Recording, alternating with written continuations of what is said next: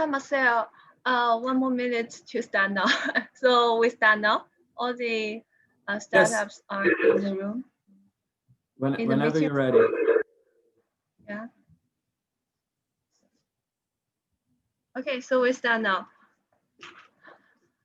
Distinguished guests, ladies and gentlemen, good morning and good evening. I'm Alice Tao from Shanghai Withub High-Tech Business Incubator Company Limited. Today, it's really my great pleasure to be the host of this online pitching. And first of all, on behalf of our Withub, I would like to extend my warmest welcome to all the participants today and also express my sincere thanks to all our partners. Marcel from Consulado General of Brazil in Shanghai. Marcel, you can greet you as all. Hello. And also, yeah. And also Leah and Henry from Connie Federal Network. Leah and Henry. Probably they just, yeah. We also have Cassie and Kate from Shanghai Innovation and Technology Center. Cassie and Kate, you can say hi to them. Yeah. Oh, good morning. Good morning. Morning. Hello, our startups. Could you please just keep silent? And I will have a really brief opening remark for you, and then we will start today's online pitching. Could you just keep silent? Yeah. Oh, so.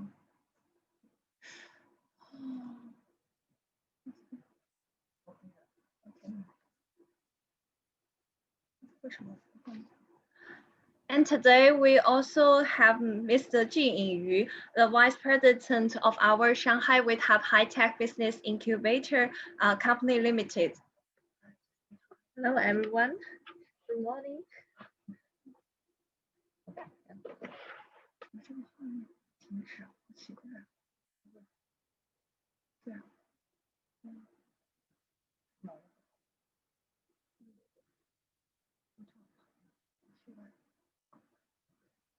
So to start with, first let's welcome Mr. Marcel, the Council of Economic and Science, Technology and Innovation, Consulate General of Brazil in Shanghai, to give us the opening remark.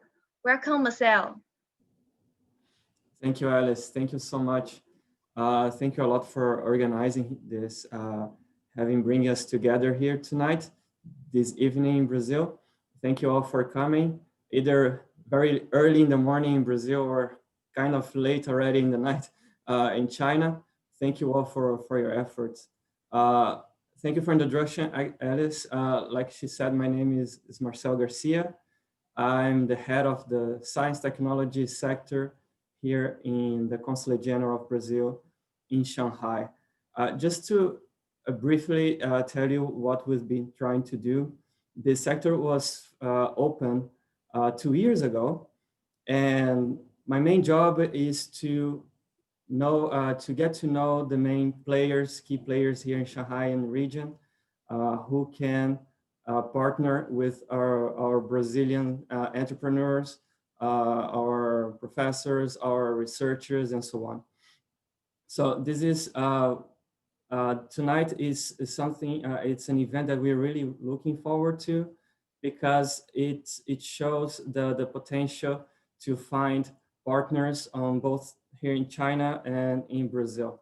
And so I would like to thank, first of all, STIC, the Shanghai Technology Innovation Center, for its a long-term partner since the very beginning. They've been helping us out in many, many different ways.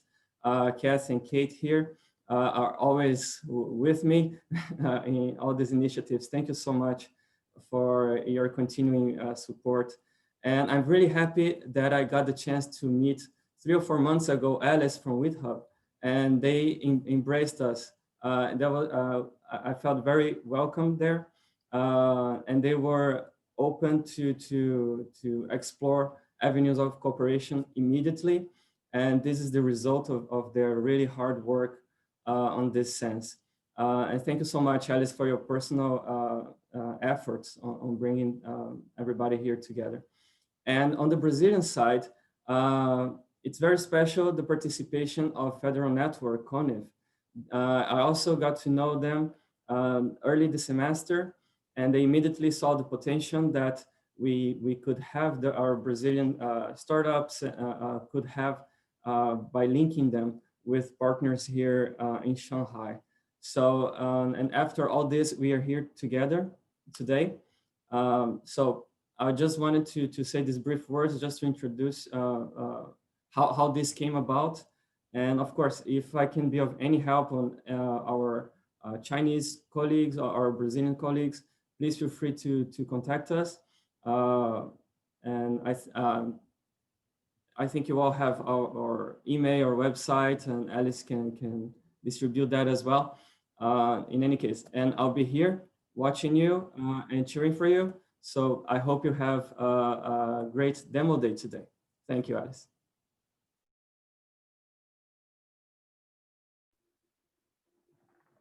Thank you, Marcel. And now I will have a very brief introduction to our Withub incubator. Established in 1999, our Shanghai Withub High-Tech Business Incubator Company Limited is the first national science and technology business incubator in Shanghai Jiao Tong University Science Park for crowd-based innovation. We mainly now focus on startup positioning on these great industries, which are new generation, information technology, new materials, cultural creativity, and biotech and healthcare. During the past 21 years, our Withub has incubated more than 2,000 technology companies. Among them are listed companies in China and even in other foreign countries, and the unicorn companies, high-tech qualification enterprises, and also software enterprises, and etc. And through the exploration and practice for many years, our Withub integrates resources, strengthens financial and capital utilities, and innovates a form of services and management continuously. At present, we provide a full chain of services for the survival and development of startups, including business registration, one-stop service, business mentor, market expansion, human resource, and legal consulting, and also policy support for our startups. And according to the practical necessity of enterprises in recent years, we also provide characteristic services like graduate entrepreneurship, professional technical support, technology transfer and cooperation, and also the international cooperation and incubation. And here I would like to highlight our international exchange and cooperation. At present, the international cooperation network of our Withub covers Japan, South Korea, Singapore, Britain, France, Germany, and also the United States. So taking the cooperation of South Korea, for example, we have set up the Overseas Street Incubator in Seoul and the International Technology Transfer Office in Gwangyang Bay Area Free Economic Zone. We also organize the overseas project roadshows, demo days, exhibitions, and also the high-level talents recruitment fairs. I sincerely hope that via this demo day, more and more Brazilian partners can join our international network in the future and contribute to building technological and innovation cooperation. And lastly, I would like to wish a complete success for today's event. Thank you all.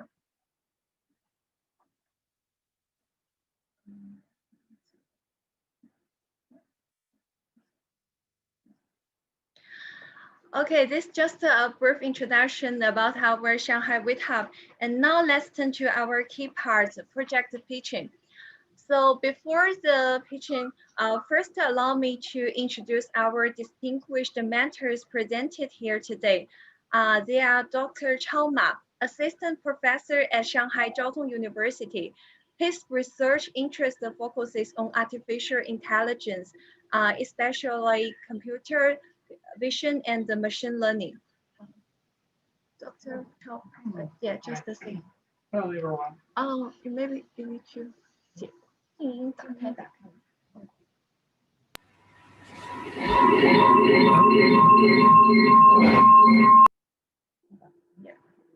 哦。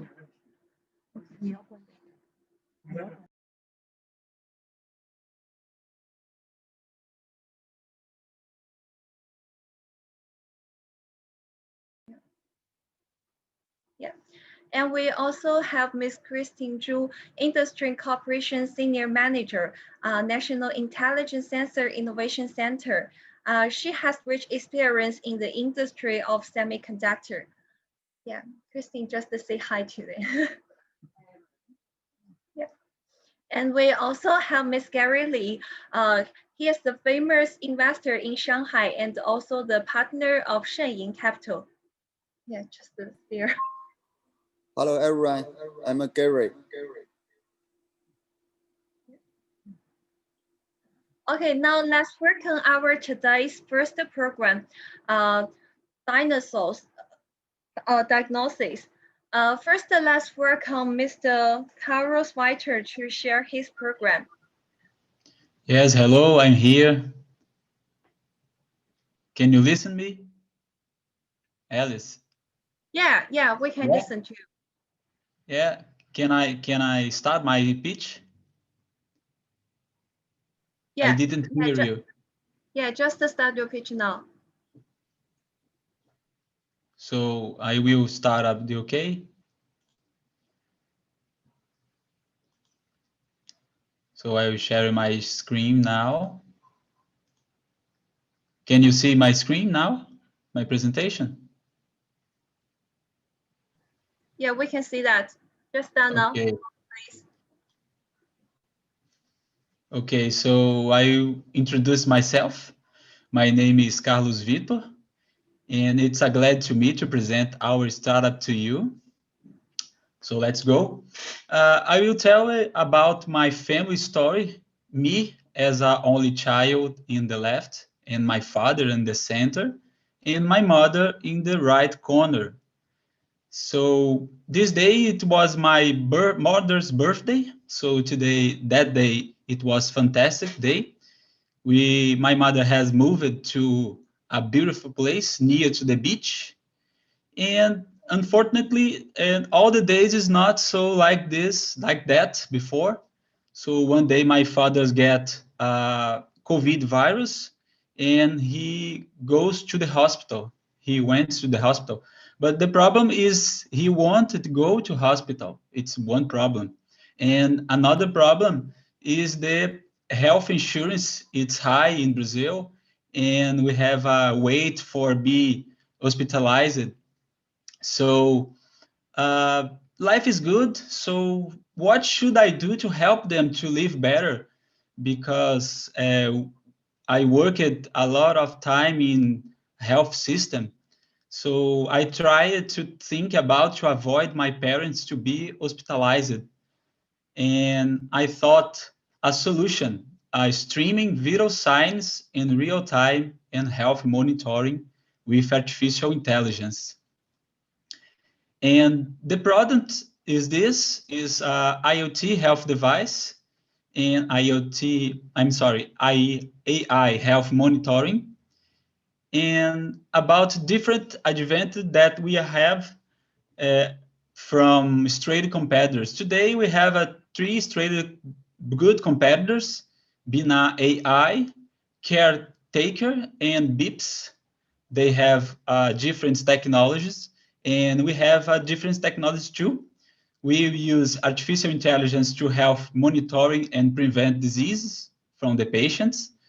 Virtual coach and virtual friend, because the older people sometimes they get alone at home, and stream real-time vital signs wirelessly, avoid falls and emergency button.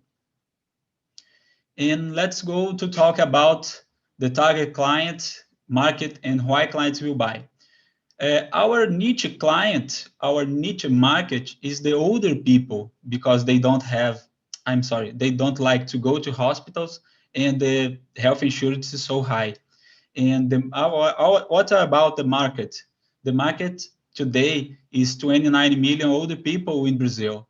So we will sell for health insurance. Our product we will sell for health insurance, government health system hospitals. And why the clients will buy our solutions? Because it prevents the older people to go to the health system and spend a lot of money of them. Let's talk about the revenue model and the break-even point and profit. And we will sell a solution as a service with IoT, streaming vital signs, and AI monitoring, around 20 months per device and per client or patient. And the break-even, if we have 600 subscriptions, we will be 2 months. And after 3 months, we have a profit.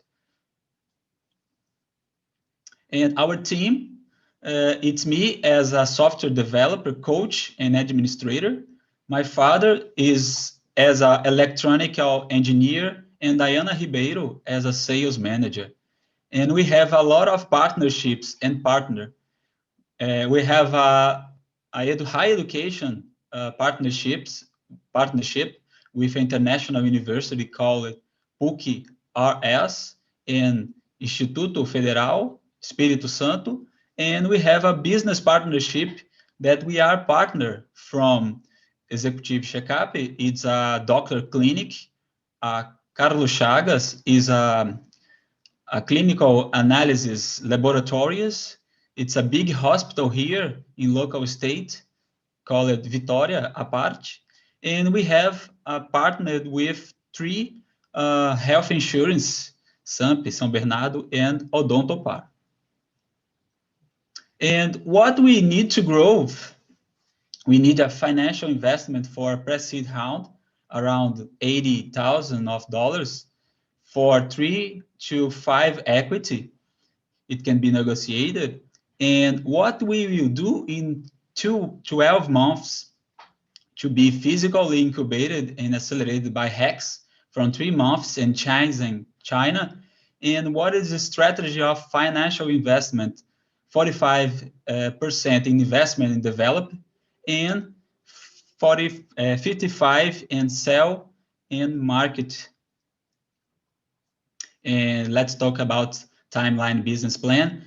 We will spend 5 months in IoT software development and make partnerships in China. And after that, 6-7 months, go to market and call the next investment round.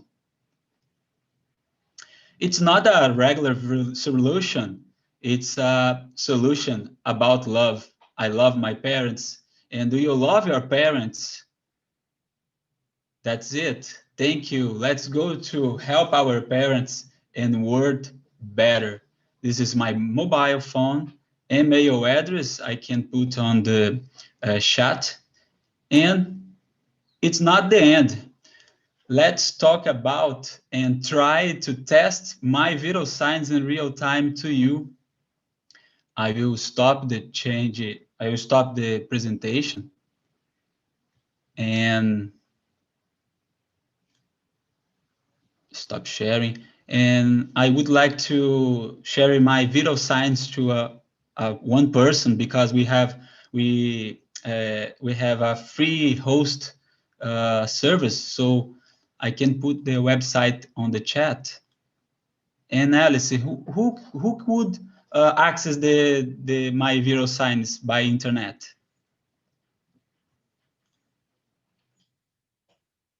Alice, do you hear me? Hi. Yes. Yeah. Can one access the internet to I share my viral signs in real time? Yeah. Our mentors will see it later, and I think probably your time for the presentation, yeah, is now Oh, and we will now turn to our mentors where they have any questions for your project.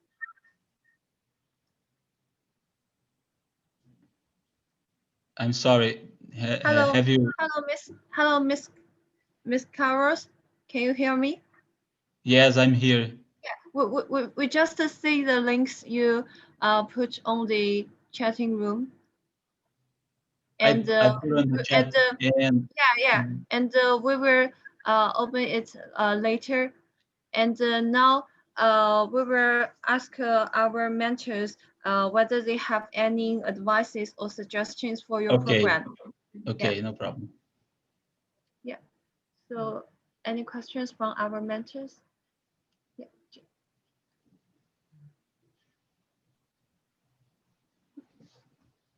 Yeah. Okay. I'm sorry, I stopped the video stream sharing. No worries. Hi, Carlos. I'm Christine. Hello. Nice to meet you. Hello, Yeah. Christine. Yeah. How are you doing? Oh, yeah, very good. I can see the sunlight in Brazil. I mean, it's in the morning there. Yeah. Yes, yes, all right. Okay. Yeah. I'm very touched by your love story. I mean, with your parents, and I'm wondering what is the hardware cost, or maybe if you charge at the start for your hardware on the market, or is it totally for the software, like the subscribing fee only? Yes, yes, it's a subscribe fee. Yeah. We will develop the IoT and the software, and we sell the solution as a service, not the hardware. The hardware is inside of the solution. So we are trying to plan to go to the Shenzhen and Hex Incubated to develop the IoT and sell to the market as a solution, not as a IoT selling. Do you understand me? Yeah. Not I got it. a device. You won't sell the device only. We will sell the solution, entirely Yeah. the Got solution. it. Yeah, because I've seen similar solution package in Shenzhen already. Because because Yeah. of COVID-19 this year, a lot of thermometers have been on the market in different forms. But with COVID-19 kind of fading in China, now Shenzhen has come up with one kind of solution that the hardware only costs less than $2, and Yes. they just give out, almost for free. Sometimes with the carriers, I mean, as a small gift to the market, and their major purpose is to collect kind of data at the very beginning phase. And then after probably 3 months, when they get enough information, they will start to promote, for example, healthcare programs, and maybe, more, solutions, to tell you or your parents how to get healthy by daily, Yes. Monitoring. Yeah, that's Yes. what people usually want to pay for the subscription, not only the data, but also, how to get healthy. So I think Yes, probably that's we the can, point. think more about that. Yeah. That's the point. That's our solution. Our idea is to get them better with a solution.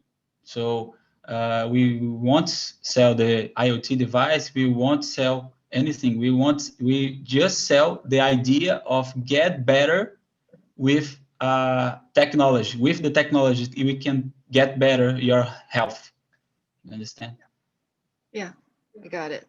Yeah.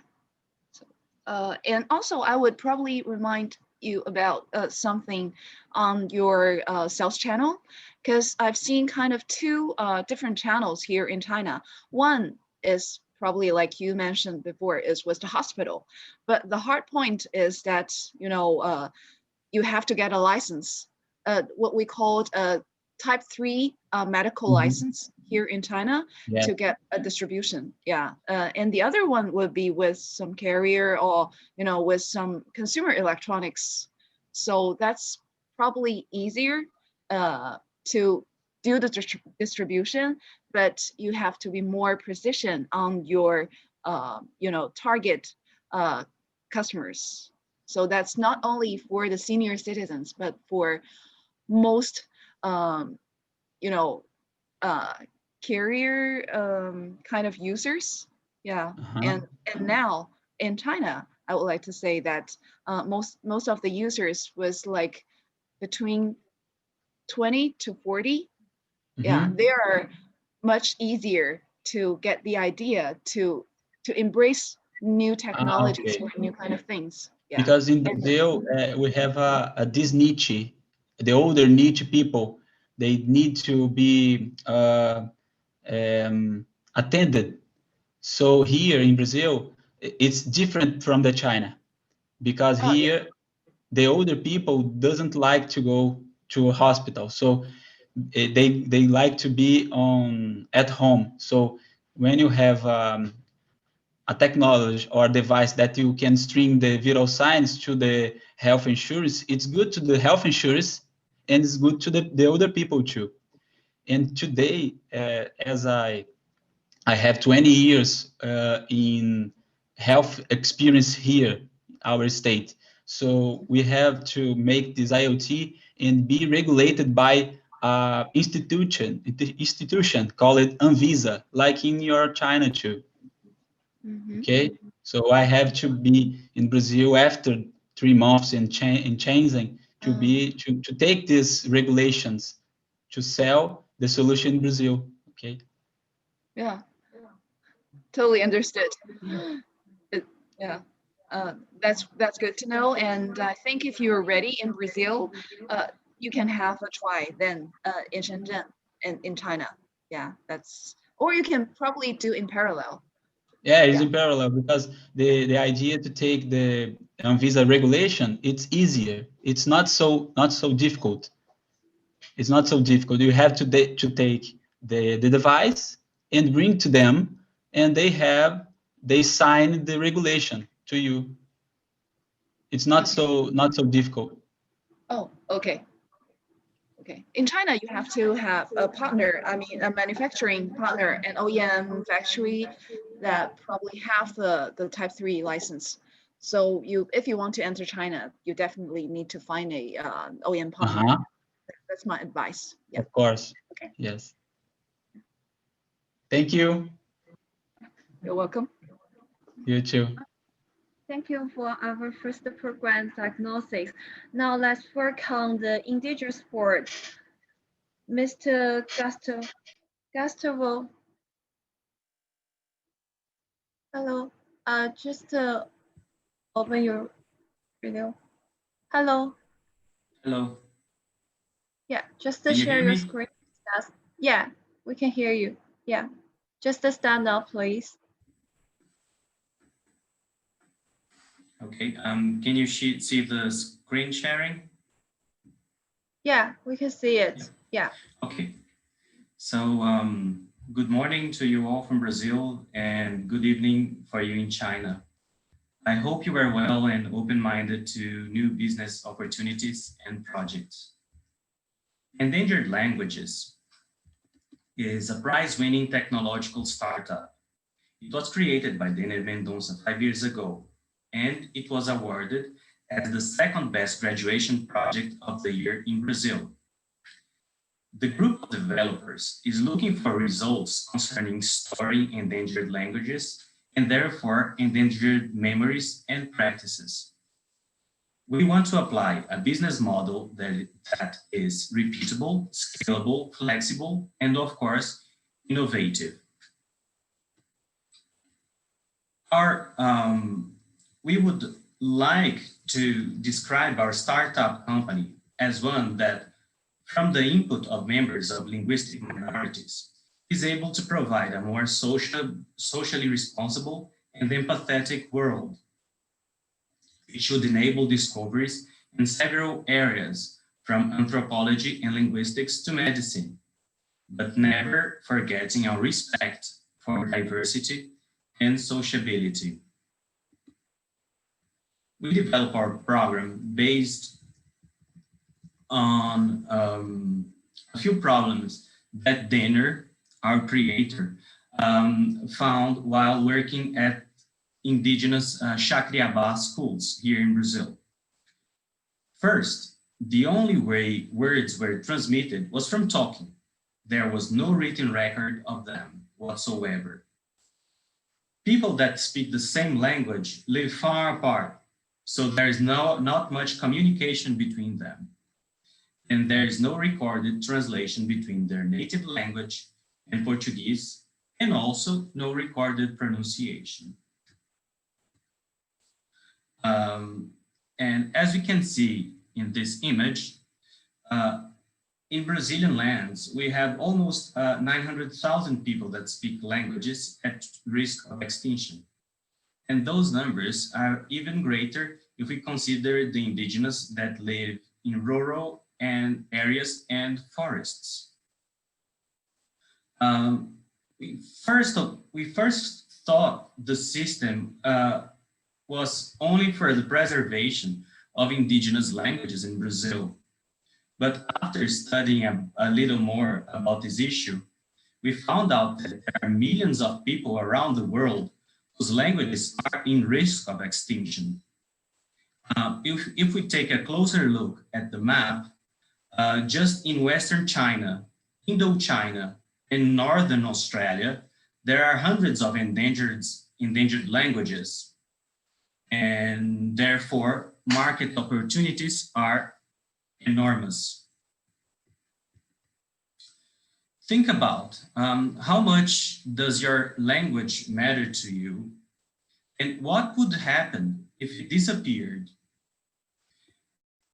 When a language ceases to be registered and spoken, much is lost. Its traditions, knowledge, and practices are no longer passed on, characterizing a great loss for humanity. And this is our solution. Our system seeks to be innovative, repeatable, and scalable. The user himself or herself inputs the word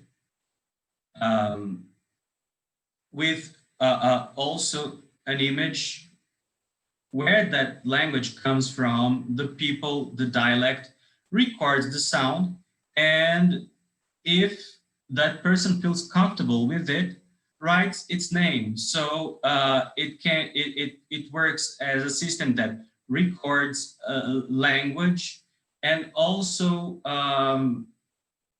and memories, and also can function somehow as social media, but we haven't gotten deeper into it yet. Getting in touch with ancient techniques. Imagine getting in touch with ancient techniques and culture through ancestral knowledge.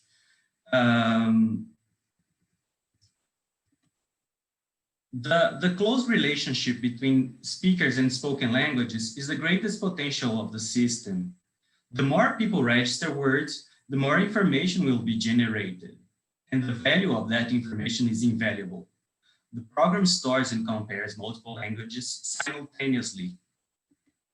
And this is the way we thought about the financial contribution for that. We have 59,000 for 5% of equity, but that's also, we can work with that. 37% of profitability per year and 40% annual growth projection with the return in 3 years. And the monetization system, there's media space in the web, and mobile system CPM, which is cost per thousand, CPC, cost per click, and PDF printing, which would have a very low cost, but we would still profit from it. We think about as future developments, we can come about in different areas, such as the creation of additional software, games, apps, and language courses. And this is our contact in our team. We have Benner, which is the founder, and he works with technology system and works at 10 indigenous schools, so he knows what he's talking about. Ayrton, which is a programmer that gets his hands dirty. Myself, I'm a PhD in linguistics and discourse analysis, and Josie, who is also a PhD, but in electrical engineering. Okay, and I hope you enjoyed our presentation, and thank you very much for your time. Thank you, Mr. Gastelum. Any suggestions from our mentors?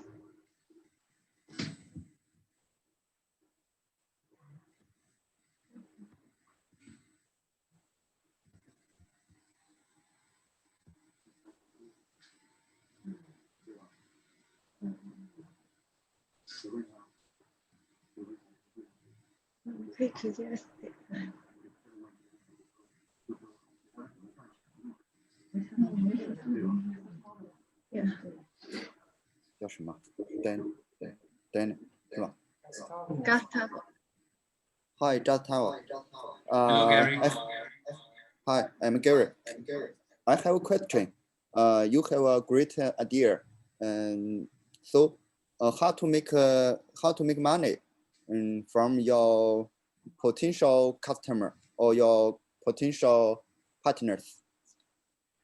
Well, as we have showed there, you can monetize it with people that when people get into the system, that's advertisement and clicks and cost per click and cost per click, cost per 1,000 clicks and advertisement in general. So that's the way we can monetize it. Okay, but we need a lots of people, Gary. Okay, thank you. Thank you. My pleasure. Hi, Gustavo. I'm Chao. Hi, Chao. Actually, your mission impressed me very much, and that it is quite good to preserve the endangered language, right? But I have a question, and I'm wondering, so, in artificial intelligence, it is usually very, very expensive to allocate data. So do you think, or do you estimate, so how much can you afford to the labor cost to collect such data? Okay, as I'm a linguist, I work with a different area. I'm going to ask Dana in Portuguese and he'll tell me and I'll translate to you. Okay, Chao? Dana, ele falou que precisa de muito, ele trabalha com inteligência artificial e precisa de muitos dados.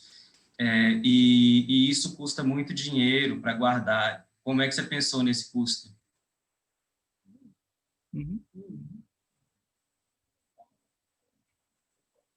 Abre seu microfone. O banco de dados está preparado para crescer e a tecnologia interna foi criada para suportar esses dados e não pesar. Entretanto, existe na imagem e no som um tamanho estabelecido para poder não pesar o banco de dados, mas isso pode ser aumentado de acordo com o crescimento do sistema, né? Okay, Chao, he said that the program is very light. The recording is in a very light format. In the images is very light, and so there will be a lot of information, and but the principle is to make everything very light, but if information starts growing rapidly, we have to think about solutions for that amount of information. Actually, one thing is, I work in artificial intelligence.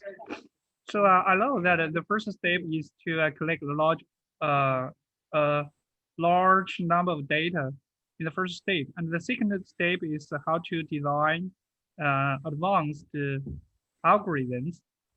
So I think that because you are a linguistic PhD, right? You have a lot of the skills about how to to operate the linguistic data. But for kinds of you want to design some algorithm or some the particular product, I mean, you may consider how to use the like computer algorithm to you have to develop some models or develop some AI algorithm, but this is quite related to natural language processing. So, but in your team, no one work on this area. So I'm wondering, what is your plan about this? Well, I'm going to ask again, Dana, ele falou que provavelmente vai precisar desenvolver algum algoritmo pela quantidade de dados. E no nosso time tem alguém que trabalha com isso? Ou como isso seria feito? Sim, o sistema já está em desenvolvimento, já está desenvolvido e em validação. E sim, nós temos na equipe o programador, né, e nós podemos também contratar eventualmente outras pessoas. Nós precisamos, no momento, de investimento e acelerar a empresa. Nós temos toda a logística preparada para esse crescimento, sim. Ele foi pensado nisso, para essa expansão. Okay, the program what we actually need is investment, because we have some professionals that can work with algorithms, and the program is being validated. So, but we need financing. That's his answer. Okay. Thank you, John. Okay, thanks for that. Okay, thank you again. And now let's work on our third program, mob fix. Let's work on Mr. Jonathan. Hello, can you hear me?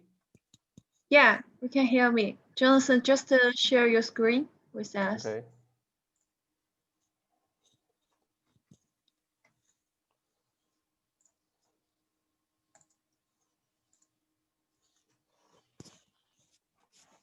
You guys see? Yeah, now we can see. Yeah, now we can start. Okay, so it's a pleasure to be with all of you. I'm Jonathan Richard, the co-founder and CEO of MobFix, which is the right way to take care of your car. So it doesn't matter where you are in the globe, getting your car washed usually feels like this, or maybe like this, or even worse, it might be like this. For Jessica, a 28-year-old lawyer living in São Paulo, Brazil, getting her car washed always means giving up some important time of her busy agenda, her lunchtime, or the weekends by taking their car to the car washer. But that doesn't guarantee that she'll pay a fair price or even get a good service, since there's no easy way for checking this information online and offline, which makes Jessica waste precious time trying to figure out with friends or maybe on social media, where should she be taking her car? So there's a problem. Scheduled car services is an inefficient and uncomfortable process that consumes our most precious asset, which is time. Jessica's story is actually a story of millions of people who try to get their car to look nice. And Jessica has been looking for a better way of doing this whole process for a long time, but she hasn't been able to find something suitable until now, because with Mobfix solution, she can solve all of these issues without having to leave home or work. And this is how it works. Mobfix is a mobile app that connects people who need hygiene and detailing services for their cars with the best technicians in that region. Through the app, the user selects the service that they are looking for, choose the best service provider based on pricing and other users' rating, and schedule the best day and time for having their car cleaned. They are able to choose also whether they want to take the car to the place, or they want to have a certified professional taking their car and bringing it back when it's done, giving Jessica the possibility to value her time while she has her car getting perfect with no stress, no queues, and no calls. Isn't that great? Mobfix also provides a full management tool for the technician that reduces drastically the amount of stress and anxiety that they have to deal with daily. Mobfix might sound very intuitive for all of you, because at the end of the day, who doesn't want to get this boring kind of stuff solved at the press of a button? And if you look at the car wash global market, the questions that could be potentially raised is why aren't we hearing stories of unicorn startups out there? And is there someone who is close to reaching this valuation?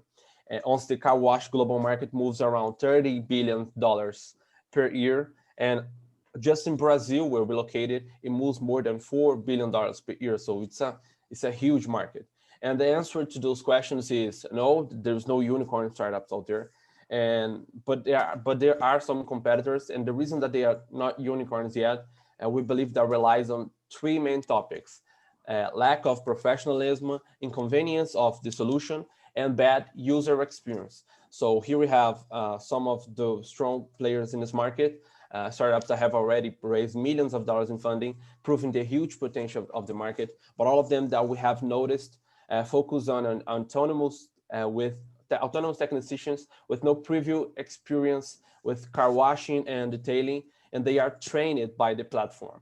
Mobfix only registers legal persons that have a physical location with at least a minimal conditions of offering a good service. And also, as a competitive advantage, our solution brings to the customers a gamified experience, the help of an AI that suggests the best service for them based on the state of their car, and a full management tool for the technician, increasing their loyalty to the app. We work with the business model of a marketplace, taking a 15% commission on every service scheduled through the app. And also we are now studying at a monthly payment for the delivery of the business KPIs, reports, and its management. Currently, we have a running app at the city of Coronel Procópio in the south of Brazil.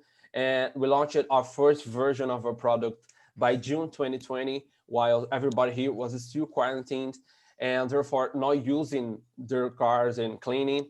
And since then, even in this scenario, we have been growing by a rate of 37% monthly, which gives us a strong indication of product market fit. And also we registered an NPS of 92 points, which is great.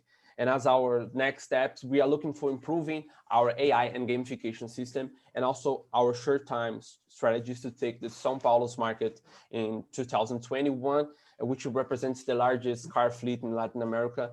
But we also see our solution going global, since most of our competitors are out there in the global market. And in partnership with your expertise, we can organize our entrance towards the Chinese car wash market as well. And our team is made up of engineers of many diverse areas, all of them with a remarkable academic record, and also the co-foundation of other startups. Our tech team is specialized in mobile user experience, and we have what it takes to take Mobfix to a unicorn level, as we demonstrated by our numbers. But there are still some improvement in user acquisition channels and tech, as I mentioned before. This is why we are raising a pre-seed round, and we're asking for 100K for 80% of our company. And I'm very excited to show you more details of our operations and how we see Mobfix fast growing in the future. And I'm looking forward for your emails, and so we can develop this relationship. Here are our contacts and also my email. And I'm open to any questions from you. And I have to say thank you for the opportunity to pitch to you. That's it.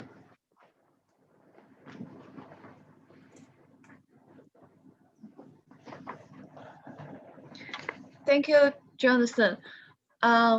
Any questions and suggestions from our mentors?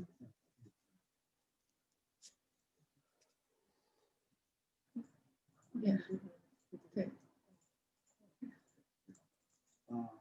Gary, 声音开一下。没事没事没事。Hi, Jonathan. I'm Gary. My English is poor, but your program in China is very popular in the past 5 years, maybe 5 years ago. It's very popular. We call O2O, online to offline. Yeah. So, have you ever been to China? I'm sorry. Have you ever been to China? No, never. Oh, okay. Your program is O2O in China, online to offline. Yeah. And the biggest question in your program is the people will pay more money to wash the car. You know? Yeah. Have to pay them more money to wash a car. Yeah.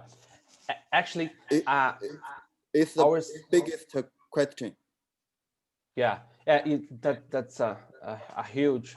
How to make it the question. Yeah. So the gamification stands for this. We plan the gamification as a way, as a marketplace, as we call here.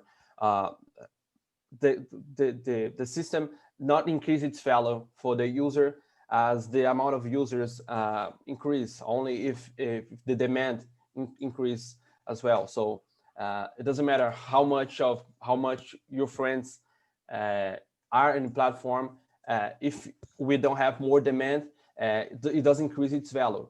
The gamification changes it because we brings more network effect of social media, because they can exchange points, and by this they are increasing its value on the way that the users are growing. But also the artificial intelligence it's a way to overcome the challenge that is increase the price that they pay for the service. So once many people don't know what service to do in their car, they will just take a picture of the car, or maybe just tell to the system, my car is in that way, or and I want it to be in this way, and the system will tell them what service they need. And by this, we see our solution increasing the average price that they pay for the service through the app. Oh, okay. I think less time, less money for everyone. If your program success, the vital key. 就成功的关键就是更少的钱，更少的时间。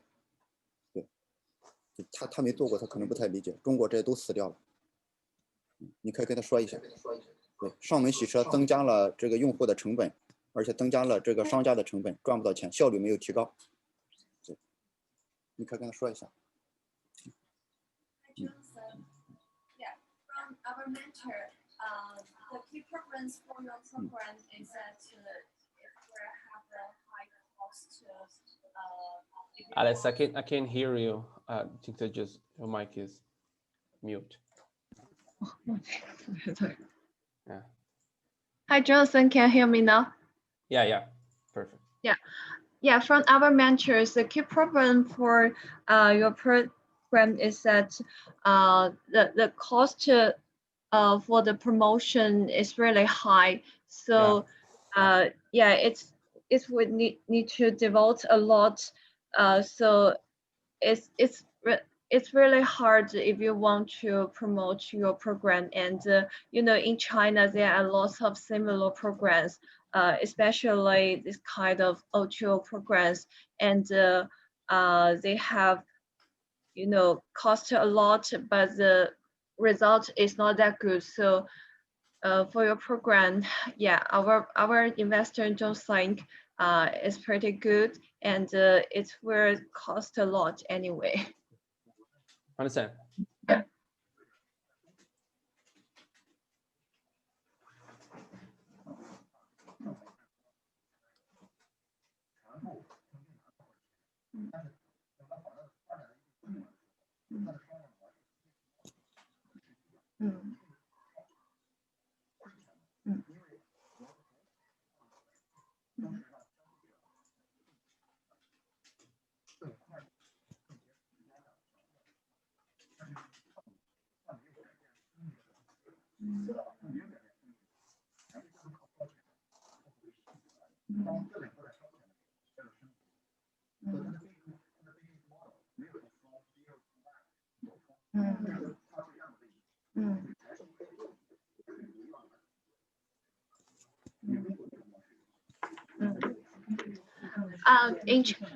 Actually, in China, the business model cannot last from past experience.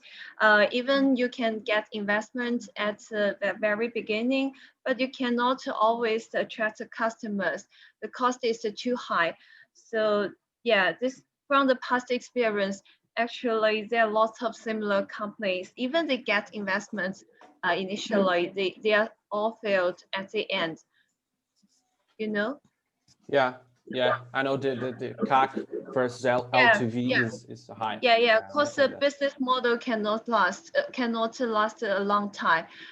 Yeah, and you cannot change the. I need your help. 烧钱怎么说？ 你要不直接？ Hi, Jonathan. Hi. So I will help to translate what our mentors had said. He has just said, your business is kind of belongs to the O2O mode, online to offline, and actually. Lots of these programs have been seen in China for the past 5 years. And for this kind of program, at the very beginning, at the early stage, we have to invest a lot of money into this kind of business model so that we can attract more and more customers to use our app, to use these services. But if we without money, so it will be a problem to continue this business model. So this is the comments from our experts. Yes. I see.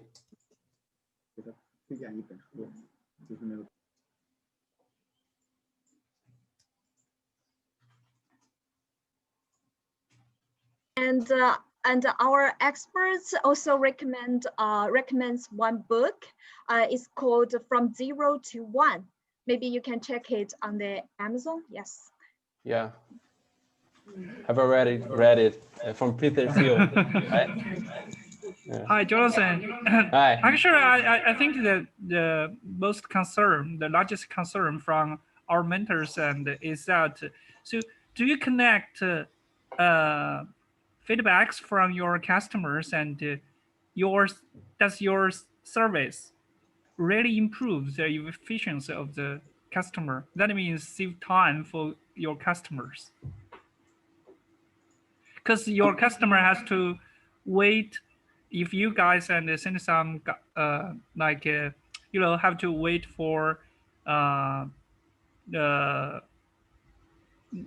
它是上门服务吗？上门提车，然后在上门送车。在上门。再给他车送过来。Yeah. So your customer has to wait for the delivery time, right? For pickup and for both pickup and drop off. So do you really collect their feedbacks about their whether they are really satisfied with the time efficiency? Because this business mode does not work in China in the past 5 years. Yeah, right here we have a change of habits. So they are used to take their cars by the weekends, as I said, or lunchtime. And with our system, they can do the services on their car during the work time. So the app will warn them when the technician is coming for picking up their cars. And through the app, they can track the vehicle, the status of the vehicle on the car washer. And when it's done, when they are coming to drop out the car, they will see this, they see by the app. And the feedbacks that we receiving is that this is very good, because when they got out of the work, they already have their cars looking nice. They don't have to worry about this.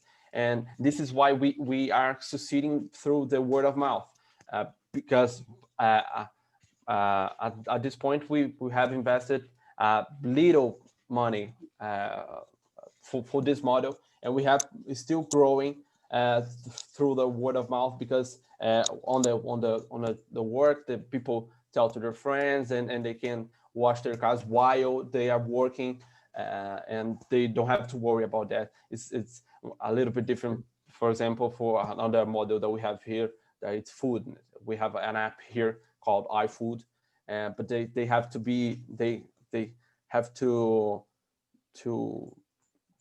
be engaged with the task of eating, right? And when on car washing or other services for the car, they don't have to be engaged with the service, because the technician is taking care of it. Okay, thank you.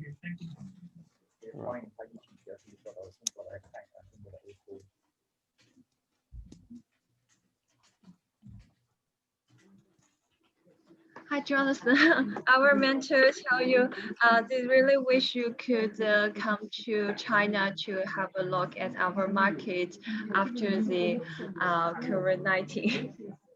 Okay. Yeah. So thank you again for your presentation. And now, hi, Jonathan. Hi. Hi. So if you are interested, we can send you some materials, some examples about this kind of O2O program. And I think this kind of examples will give you a kind of sense how these programs goes on in China, and help you to figure out what's the right connection between you and the partner in China. So if you are interested, we can send you some kind of materials. Sure, it will be perfect. Okay. I'll leave you my email on the chat. Yes. Okay. Yes. Okay, thank you. Thank you. Thank you.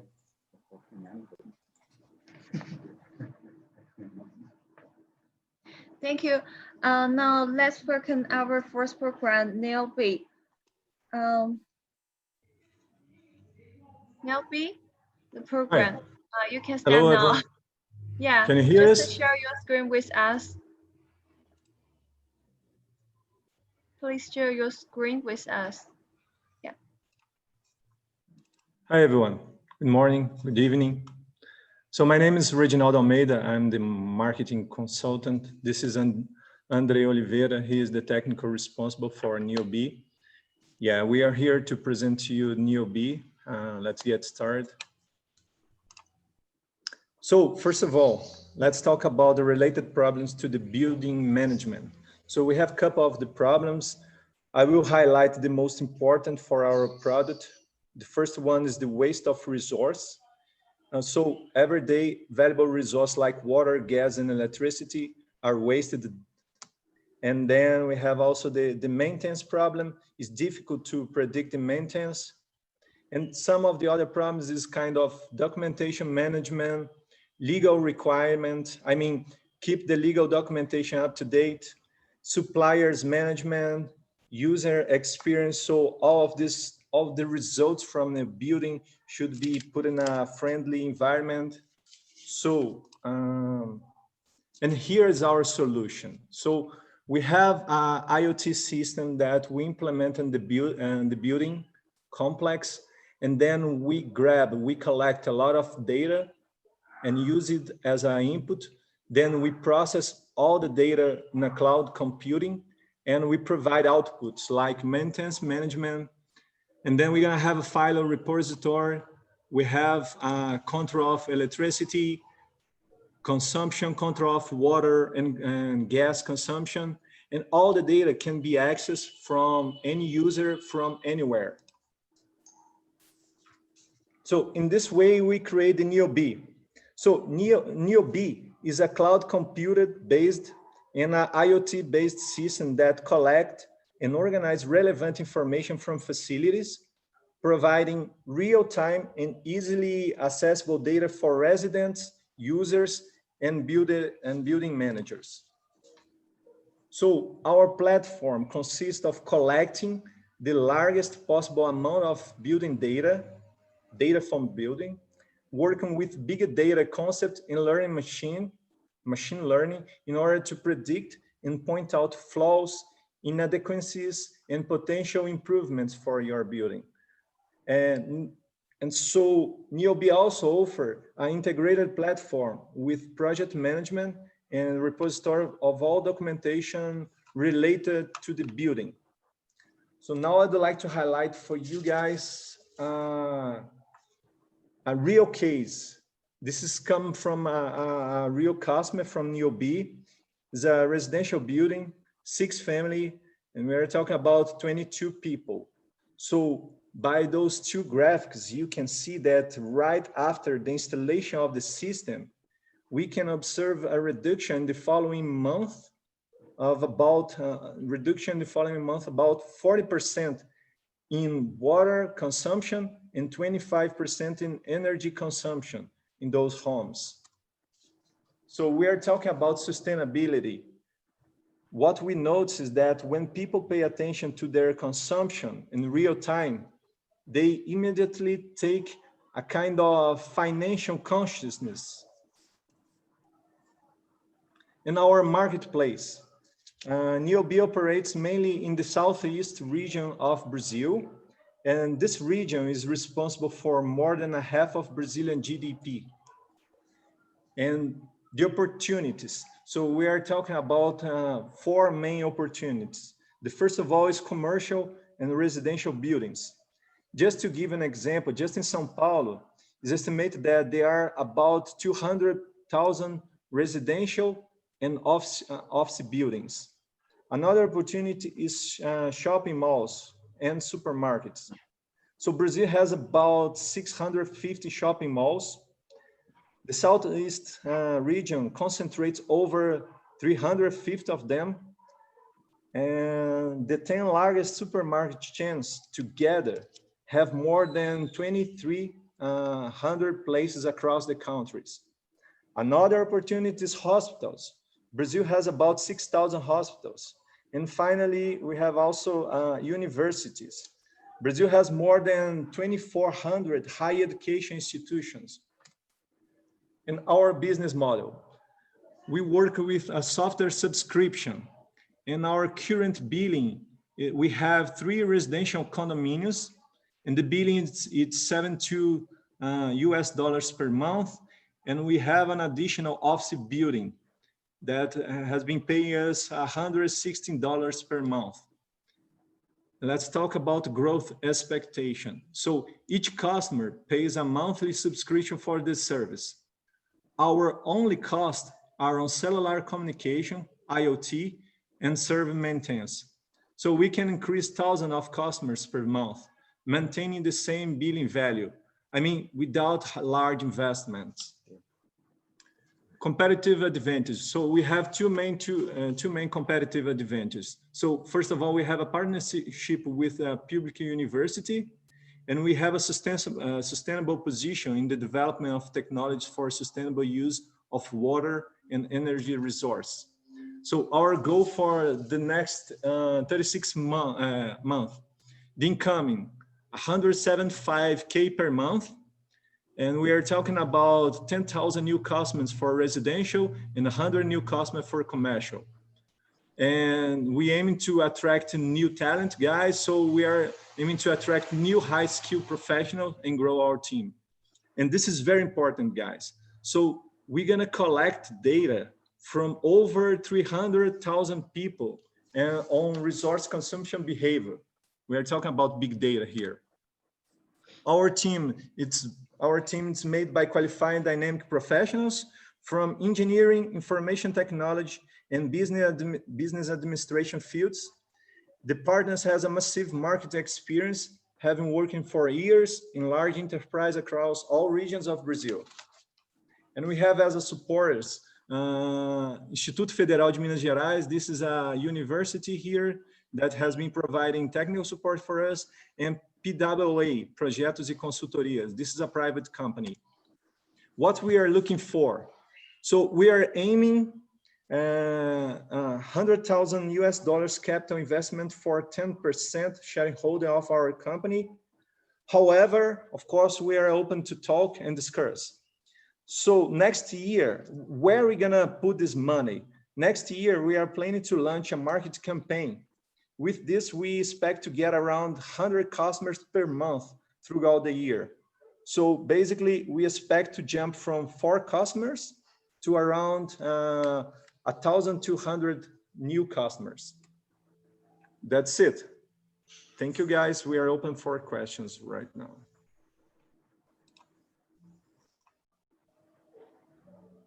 Thank you, guys. Any suggestions?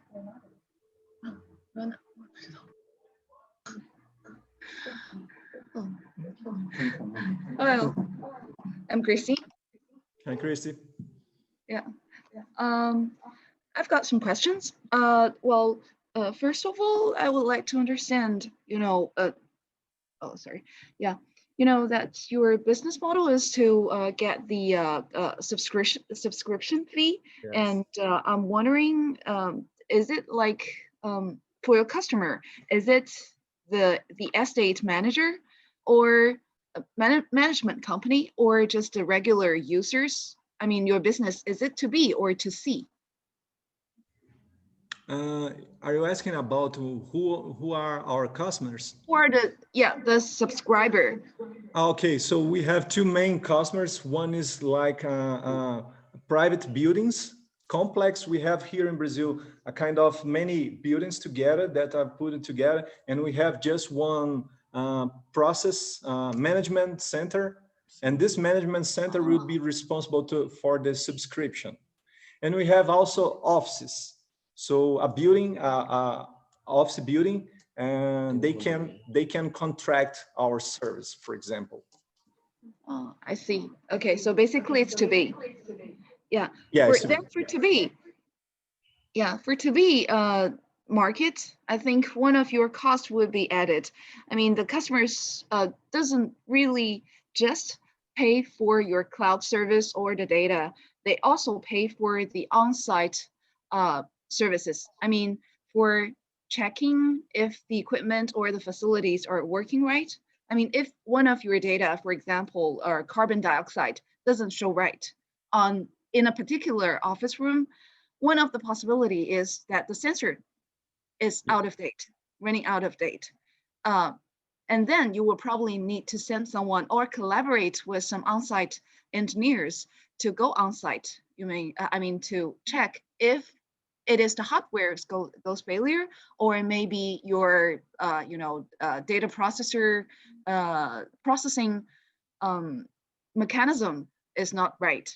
I mean, that's probably one of your most unexpected but expensive cost. I see. I know what I mean. Just a minute, let me discuss with you. Você entendeu que ela falou assim, que a gente também tem um custo de manutenção do nosso produto, porque pode ser que um sensor esteja fazendo, por exemplo, a leitura errada. Então a gente tem que verificar isso. Então isso pode ser um custo adicional que a gente não. a gente considera esse curso, a gente até considera que a vida útil de um sensor seja de 3 anos, por exemplo. Yeah, so this kind of maintenance cost is already input in our product. So when we sell the product, the cost for this kind of maintenance, this is our maintenance. It's a way to guarantee that our product it's working well. So this cost is already in our product. So, and we know, for example, we know the insurance for the sensors and the measurement system, and we have also a life cycle for that product. It's around 3 years. So we know exactly how long we can trust in our, we can rely in our measurement system. It's already included. Okay, that's good to know then. Okay, and I think your business model is pretty much like building automation companies here in China as well. And the market has been go on for almost 20 years, and a lot of companies are doing similar business. And the major channels the competition is getting fierce, and the major channels are two types, and one is the cloud service providers are getting into this area, this field. I mean, for example, Alibaba and Huawei, they're competing very fiercely here in China to get into new market. And smart building is one of their major target here as well. So if you need to enter into such a fierce market, you need to think about how you can compete with such titans. And the other type would be traditional, hardware, AIoT hardware and solution provider. So for example, Hikvision, Intel Leaf, and they're selling, for example, building cameras to estate management companies, and then came together with their hardware as such kind of solution. So yeah, that would be a little bit challenging for smaller companies to get a scoop from the market. So just one of the competitive advantage that we think that our competitor is not covering is that they do not collect data like the customer profile, like gender, all this kind of information can be approached as a big data, and we can use that for many kind of think about, for example, in China, if you want to implement a new city, like you are implementing a new city, a smart city.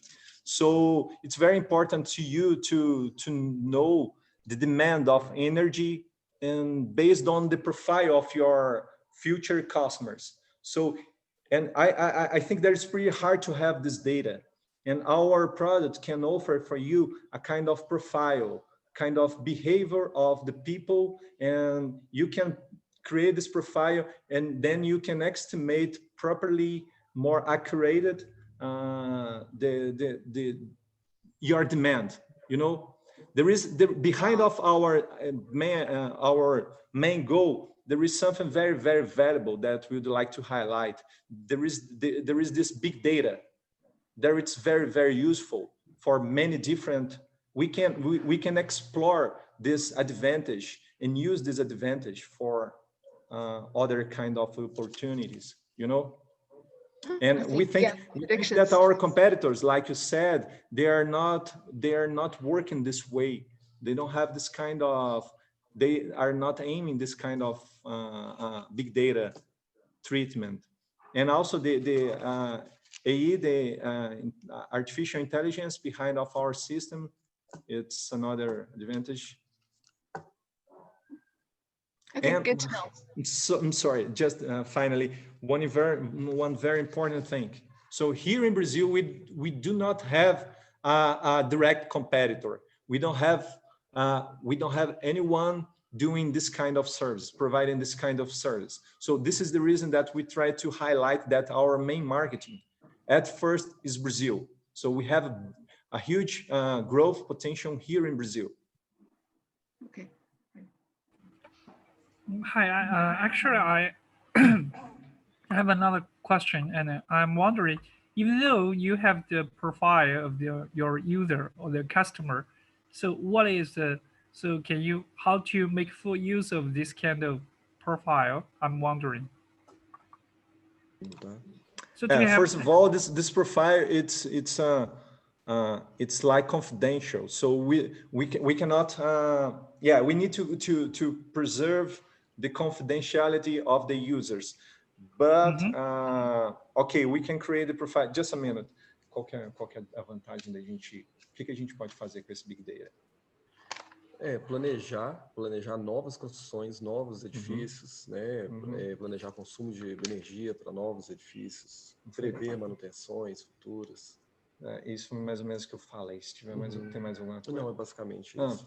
Basically, it's basically what I mentioned. So we can plan ahead future demands for new buildings, for consumption, maintenance. We can save money for maintenance. But basically, we can approach this big data as important information for future products, for future building constructions, something like that. I mentioned a example about the city. So if we think about a huge construction project, so I think that this big data is very, very valuable. So because when we talk about, maybe we talk about a small building, this doesn't have a lot of value. But if we talk about huge constructions, so a big data can save a lot of money, because you can create, you can personalize the construction and save money, optimize the wastes, optimize the investment costs. Make sense for you? Yeah, it makes sense for me, but I'm just wondering, the profile is for a single user or just the overall profile for building or for the like a city or something like that. So I mean, because you mentioned the profile a number of times, and I'm just wondering, the profile is used for single user or the overall building or overall city or some large construction project. You can approach the both ways. So you can have, for example, average numbers that will classify the overall system, the overall building system, or you can also have a kind of family profiles and family consumption behaviors. But for me, actually, because I work on big data, so I understand that. So, for example, if there are some actually some statistic results, for example, the personal data such as the health data, and people are very people care about such kind of health data because this is related to their own health, right? But for some other kind of statistical data like water consumption or electricity consumption, I don't think people care about this kind of statistical data. So even though you obtain such kind of the profile, but I don't think the value about this kind of data does not make too much sense for me at this time. I agree with you that the overall profile for building or for large construction project is very valuable. That is true, but just your project, the goal is just at this time just focus on.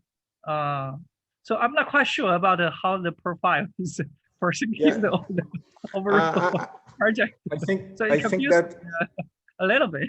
Sorry about that. I think that I got your point. So you're looking for some advantage that would be possible to take from this big data, right? Yeah. And yeah, So for this big data, as I mentioned, I think that the biggest advantage it's for future investment, future construction. So maybe you can sell this big data, this profile for construction companies. Mm-hmm. And this is the advantage only when we talk about big data. But for example, for the customers, for the users, we can offer other advantages. Like we said, we can avoid waste of energy. We mentioned that the consumption behavior of the people changes. We can prove that. We saw this in the data that we collected. So the consumption behavior changes. People start to be more aware about the consumption, so they will reduce. So this can save money. Also, the maintenance. I'd like to highlight these 2 points. The maintenance is very important because we can predict the maintenance and we can also save money for the building complex. So these are some of the kind of values that we have in our company. In terms of big data, right now, the only thing that we have in our mind as a big advantage is approach this big data as a kind of profile consumption, and then you can sell this big data for the construction companies. Thank you. I hope that I could answer your question.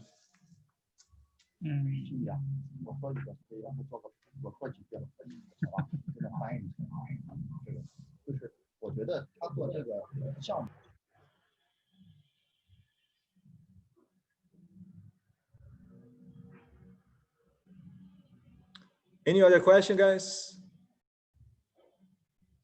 Estão discutindo lá.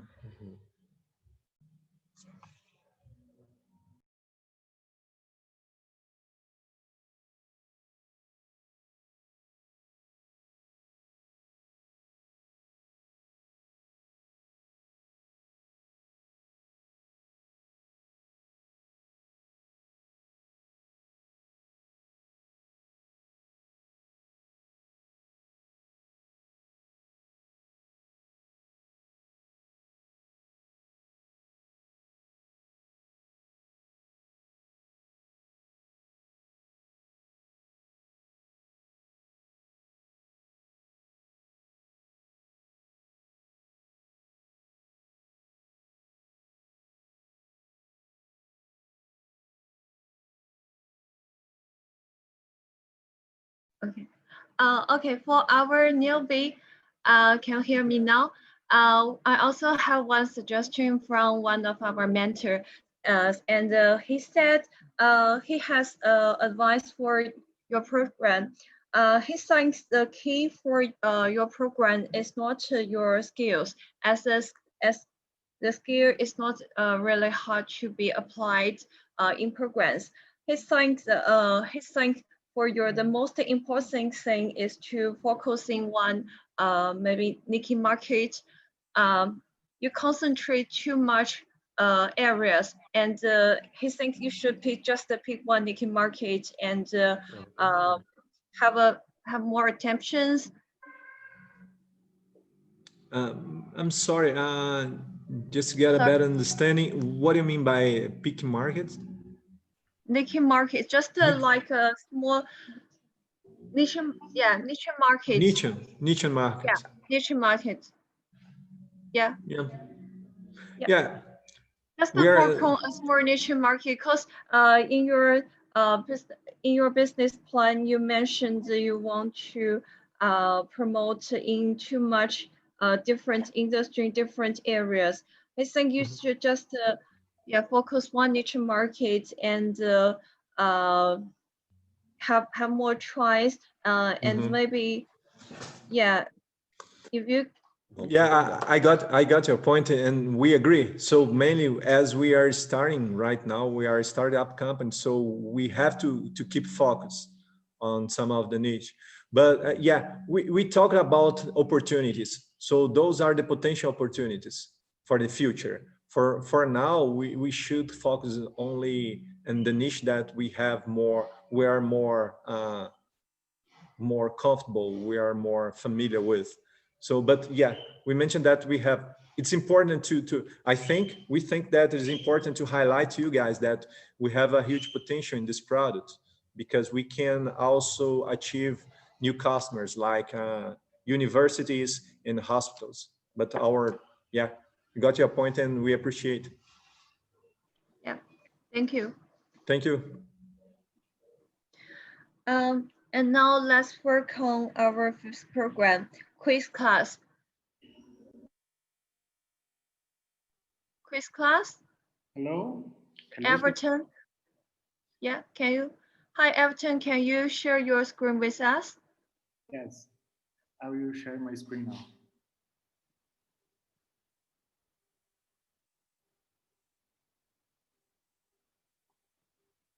Can you see my screen? Yeah. Yeah. Yeah, please stand up, please. Yeah. Okay. Hello, everyone. My name is Everton Cardoso. I'm co-founder of Quiz Class. It's a pleasure to be here today presenting our solution. Well, I will start this presentation showing some problems that we want to solve. The first problem is about student engagement in classroom. Students in general are tired of traditional classes. The second problem is related to leveling students. Educational managers need to take tests with their students to determine their level of knowledge and allocate them to an appropriate class. The third problem is get qualified leads to courses. Sales and marketing professional needs leads for their sales funnel to have a greater chance of conversion in sales. The last problem is about sales courses. Teachers or coaches need a complete tool to provide the content, materials, teach classes online, manage and sell their courses. So let's talk about our solution. Our solution has some engines. The first and main engine is an engine to create great questions. It's an engine to create engaging questions, including voice recognition with automatic correction. The second is an engine for marketers to capture qualified leads through question and answer system integrated to websites or apps. The next engine is for education managers or teachers make leveling. It's a leveling system to find the best class to allocate students. And the last engine serves to complete our environment. It's a marketplace for instructors to sell courses using out of teaching solutions like tests, content, and live classes. Here we have some images from the new version of our solution. In this version, we put the tools validated in actual version plus new resources. We have a public area to visitors and a restricted area to teachers and students. Well, where is the opportunities? Let's see some maker data. The global edtech markets grew 17% per year.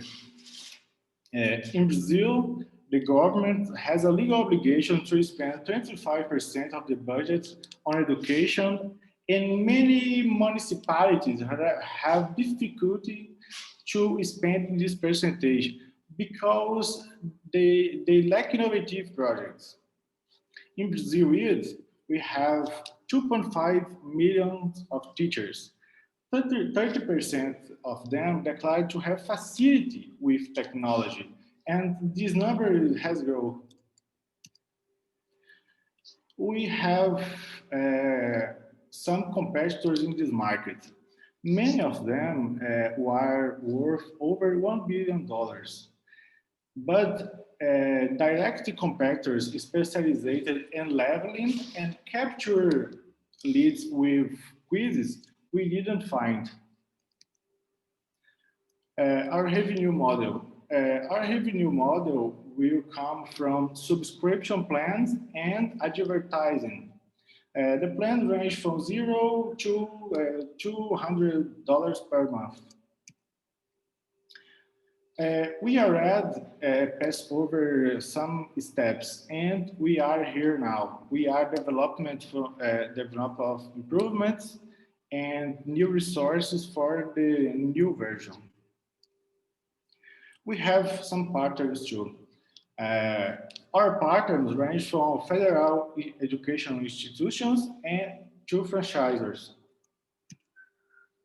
What do you need to grow? We need to invest in development, marketing, sales, and training team. For that, we are raising around $100,000 for 7% of our company. Our team is composed of senior developers with over 10 years of experience, professional researchers with over 10 years in the education, and other developers. Let's see now resume of my presentation. Well, we are in love in education, and we want to solve problems related to the education, student engagement in the classroom for teachers' use. Once the teachers and the schools start using our tool of engagement, we want them to centralize the content of their courses on our platform. And the development of the Q&A system opens up opportunities in the other segments, as catching leads to marketing or business surveys. Well, lastly, once the MVP is validated, we obtain product market fit for our go-to-market strategy. Thank you very much for your time. Here are my contacts. Thank you very much. Any questions? Thank you, Everton. Yeah. Thank you, Everton. Yeah.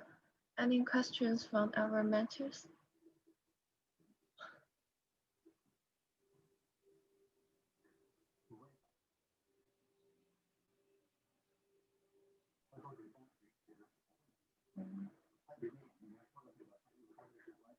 Mm.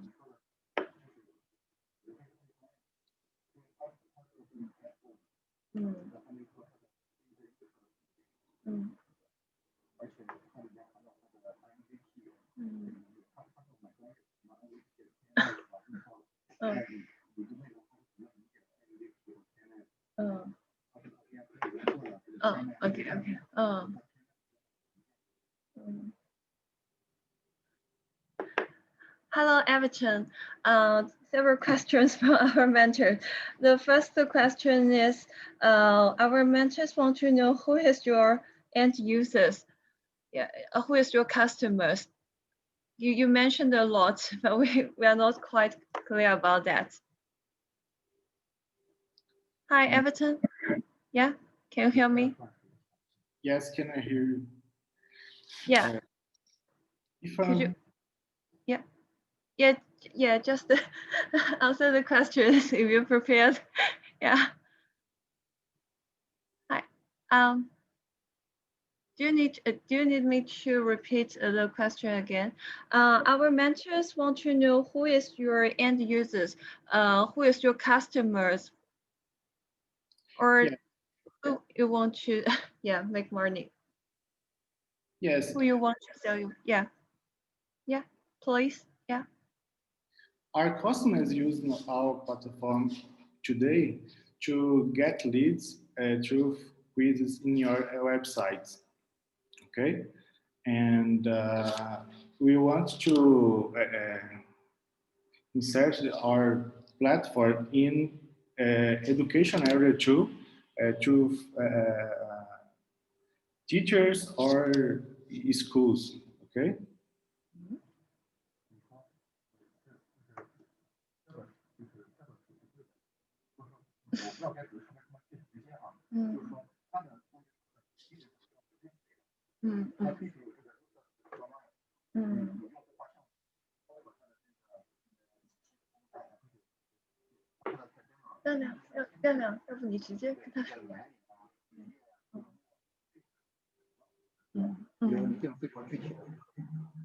Okay,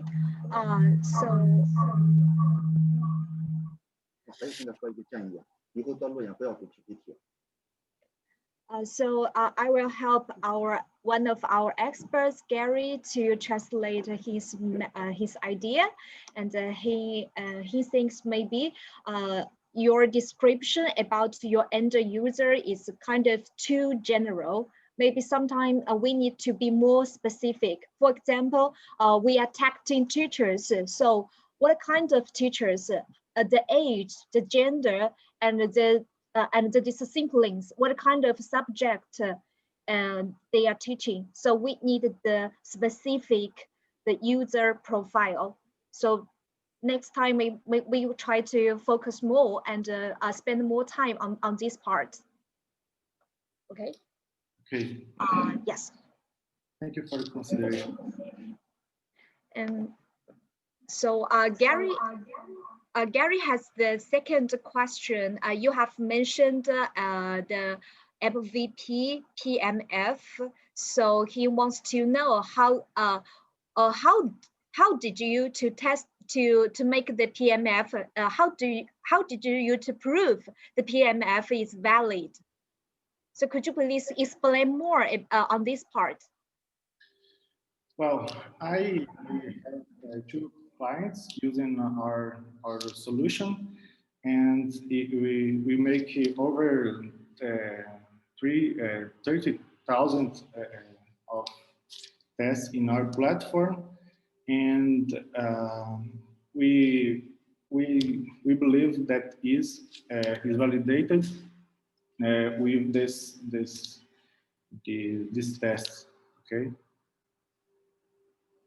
And we question our clients about our solution today too, and they like it.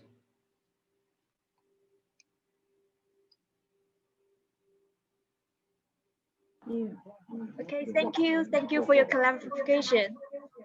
Thank you. Thank you.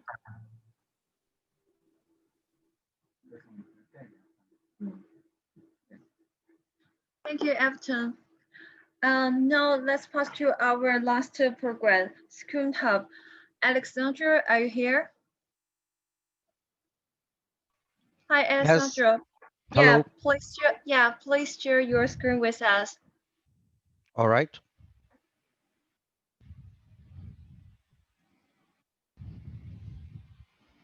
Can I start? Yeah, please. Yeah. All right. First of all, I want to thank you, everyone, each of you that is dedicating your time to hear me now. And I'm very grateful for every advice that I take here, and I'm very open to conversations. So this is John. First of all, my name is Alex, and that I will introduce you to Skill Hub, a startup that will train the modern workforce with new skills needed in the market. So this is John, and even after he graduated at university, he is outdated to the market. He searched for courses, but all he can find is recorded classes without interaction and network. And John's problems is the same of millions around the world. He does have a degree, but he does not have the skill set needed for the companies. So John is thinking it's not worthy to go back and try another bachelor degree, since the time is so extended and the cost is very high. So how to speed up the skills learn process? With the Skill Hub, we are an educational experience company focused in short duration courses with the high skill market professional as instructors. So new professions are on the rise. As we see here, the Chinese government just recognized 16 new professions. And the market needs fresh, fast, and fit new courses to provide skilled new professions to companies. As we can see in the Global Learner Survey by Pearson, which is one of the biggest educational companies of the world, with the fast technology advancement, people do not see the same meaning in academic life because of the length and the cost of it. The focus now is on short courses that are fast and focus on specific skills. Economic uncertainty will drive more people to upskill and reskill for job security. As you can see here, and more examples of great leaders that assures the fact that we need specific training for new generation. You see this quote here by Jack Ma when he says, machines don't have hearts, machines only have chips.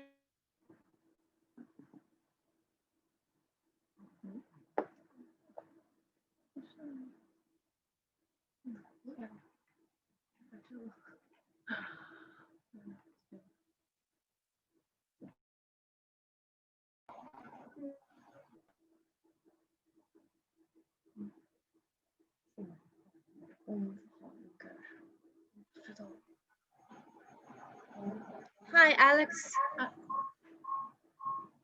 Hi.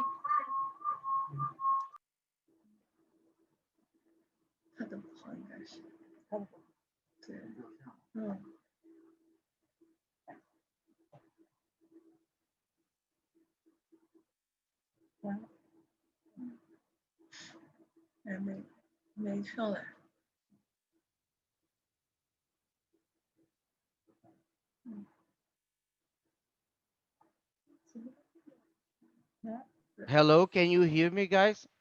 Yeah, yeah. I'm so sorry about my connection. Can I reconnect? Yes, yes, please.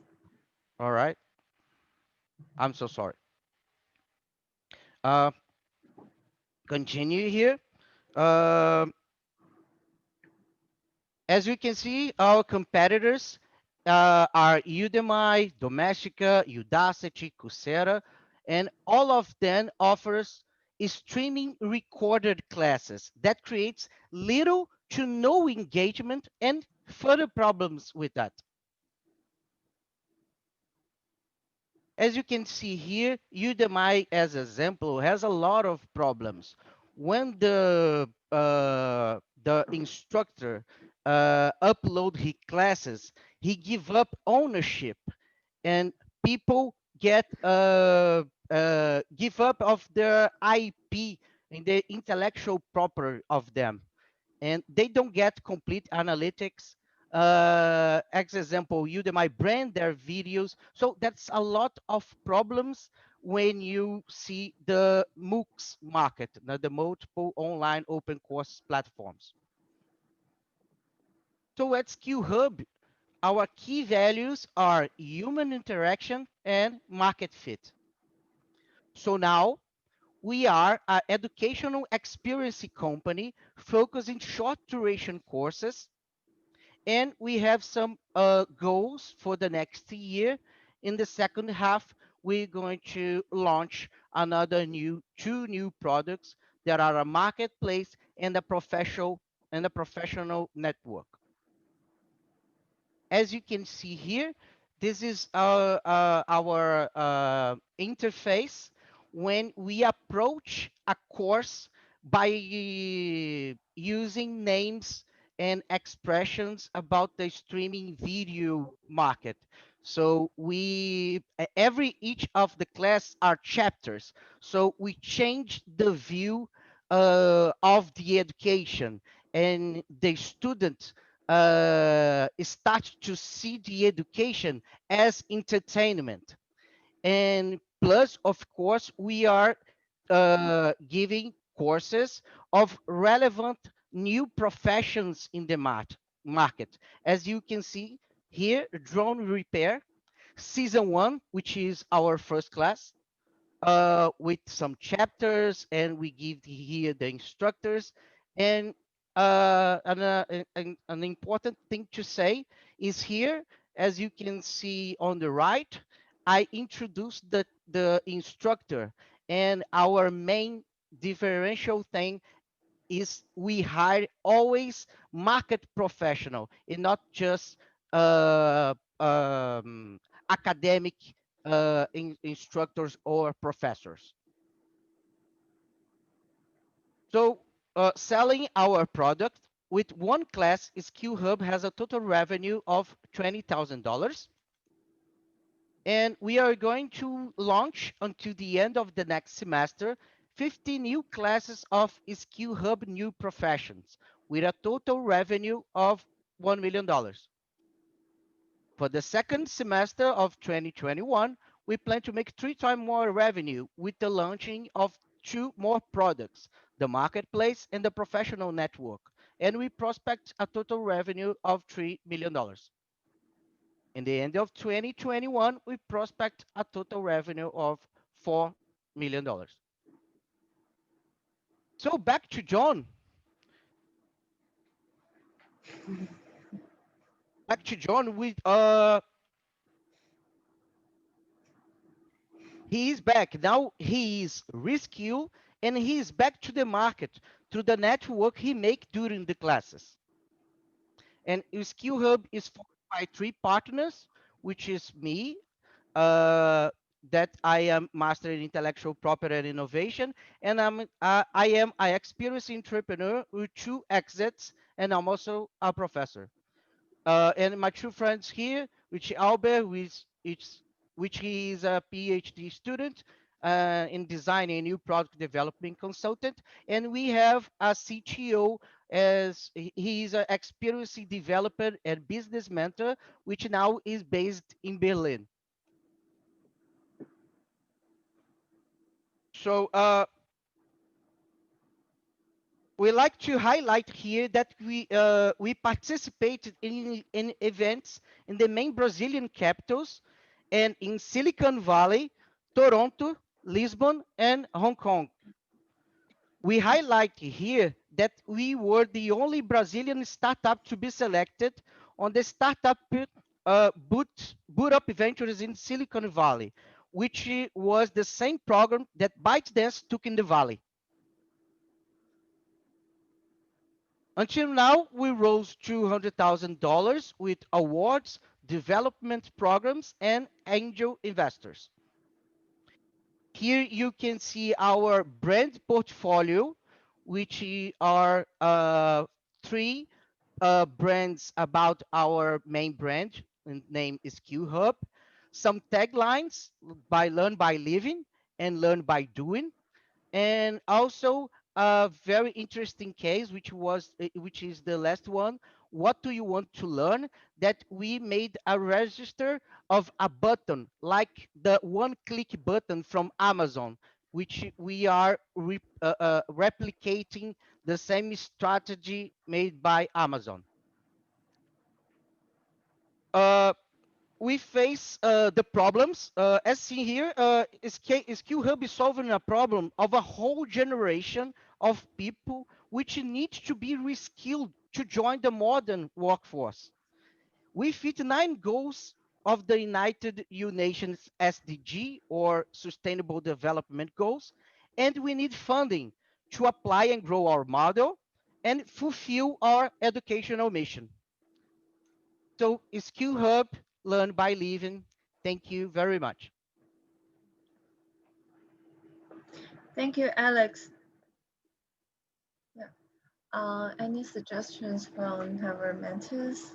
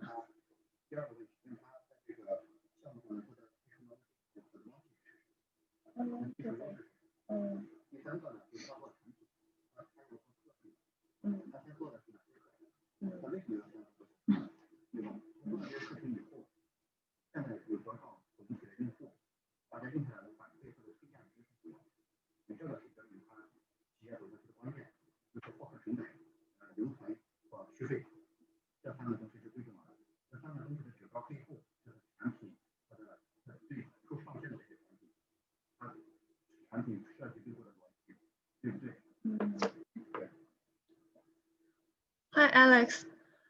Hello. Yeah, we have several questions from our mentors. The first one is, how much you get one customer? How much will you cost to get one customer? Around 15% from what he pays. It cost me 15% of the cost of the course. So if he pays 500 reais, he cost me around maybe 15% of that. Okay, thank you. Yeah. And the second one, could you please tell us the key technology of your program or your technological advantages? All right, all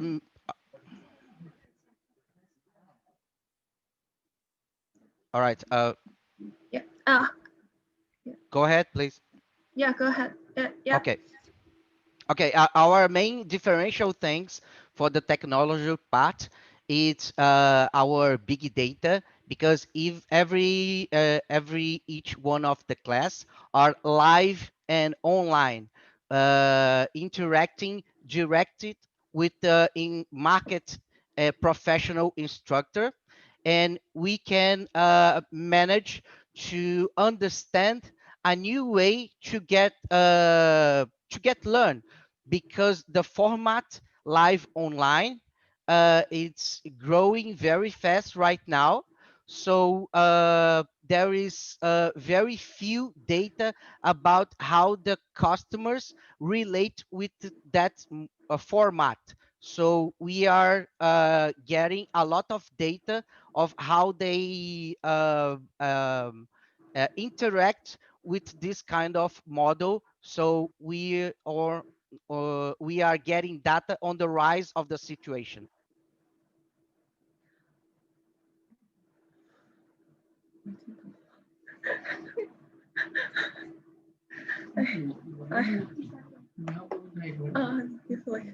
Hi, Alex. I have a question, and because the. I'm sorry. All right. Okay. Hi, Alex. Actually, I have a question, and my understanding is that the largest selling point of your product is interaction, right? So, who is in charge of the interaction? I mean, if the lecturer is in charge of the interaction, so how many? So the load, the burden is too huge for the instructor. If some other guys in charge of the interaction, I don't think it's really helpful for the users, right? So how do you make balance between these? We limit the classes of 10 students of each time. So we make the price higher, and we limit the people for each class. So each class just have 10 students at a time. So they pay a higher price for more interaction, because they are in a very limited group. We got some very interesting data that with fewer people in the same room, it would be easier to interact, to make network, to exchange cards, and to know each other in classes. And that's the very big problem on the online educational system.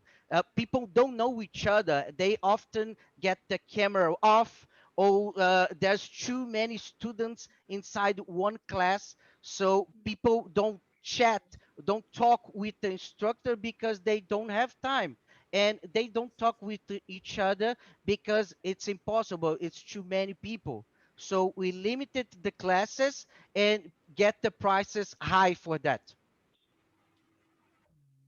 All right, thank you. Thank you, Chao.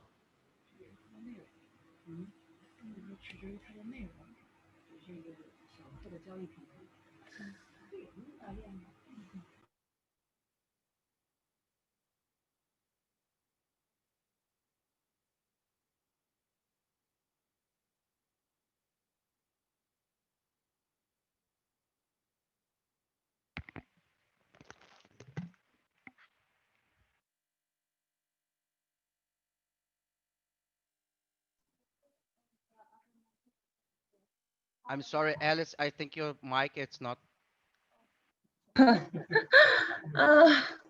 Okay, sorry. Yeah, thanks, Alex. Yeah, and then now all the progress is over, and thanks for all of your sharing, and also thanks our mentors' suggestions. We all know that entering into a new market is never an easy thing, and it's indeed more challenges for startups. And now I would like to invite Ms. Cassie Zheng, the Vice Head of Cooperation Department, Shanghai Technology Innovation Center, to give us the closing remark.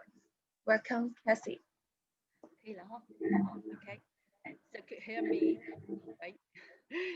Good morning, ladies and gentlemen, based Brazil, and good evening, my dear colleagues and partners based here, Shanghai, China. I'm Cassie from Shanghai Technology Innovation Center, which is a public organization in charge of the innovation and entrepreneurship policies and services in Shanghai. I'm very pleased today be here and with you all. I'm thinking we collaborated and finished online coaching for the 6 Brazilian company today, and who are thinking about how to explore their opportunities in China. But I also guess we've both found it is not easy to set up a cross-border business, especially when you are targeting China. So huge and so complex and so competitive. So that's why we always take it, the coaching session at the key point, at the first step, when we would like help, support the overseas startup for their landing or partnering in China. The first step is coaching for you. Let you meet with the right people, the experts here. So today, thank you very much for the 4 experts. Dr. Ma from Shanghai Jiao Tong University, and Christine, our old friend, good friend from Sensor Innovation Hub, and also Gary as a representative of a venture capital.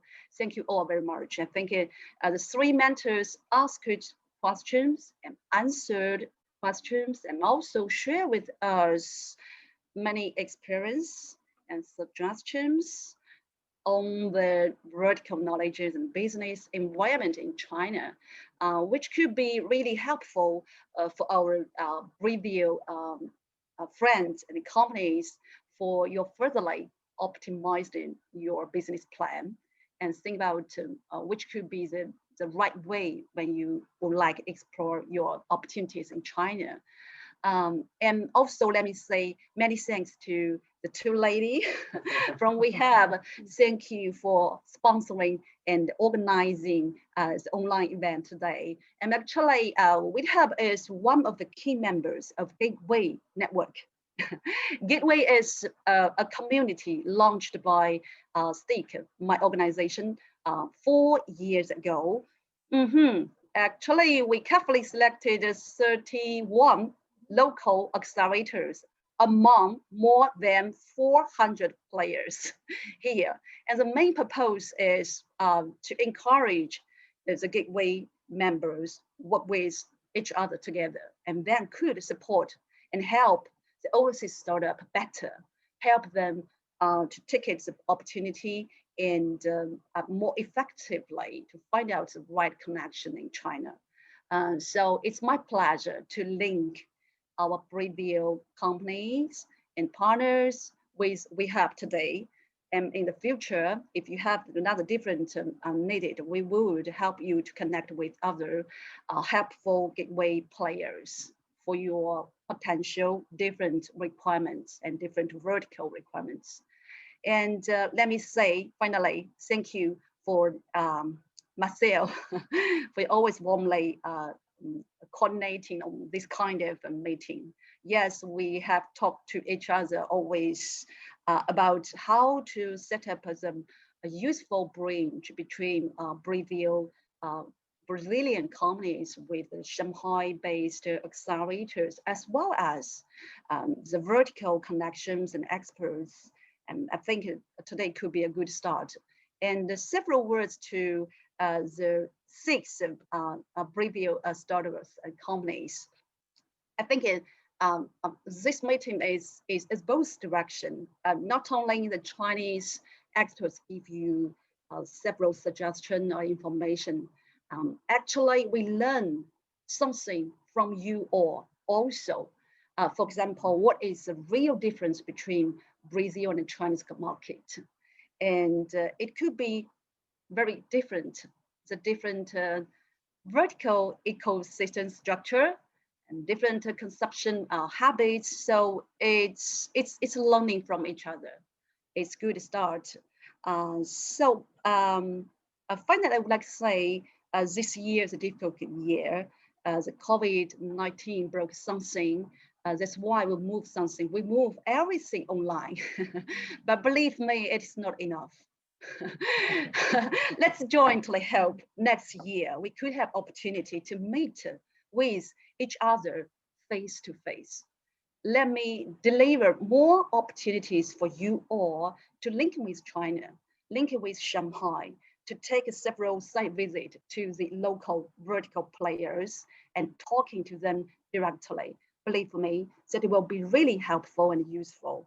So let's fully communicate and keep in touch and move forward together. Thank you very much. Thank you, Kathy. Thank you. Now let's welcome Professor Jasper from CONIF to give us some comments. Welcome, Jefferson. Thank you, Ms. Alice. It's a great pleasure to be here. Hi, Jefferson. We cannot hear you. Oh, sorry. Could you hear me? Sorry, still cannot hear you. A minute, please. Yeah, it's clear now. I don't know what's happening. Could you hear me? Yeah. Okay, I will try again, put my phone, okay? And now, could you hear me? Yeah.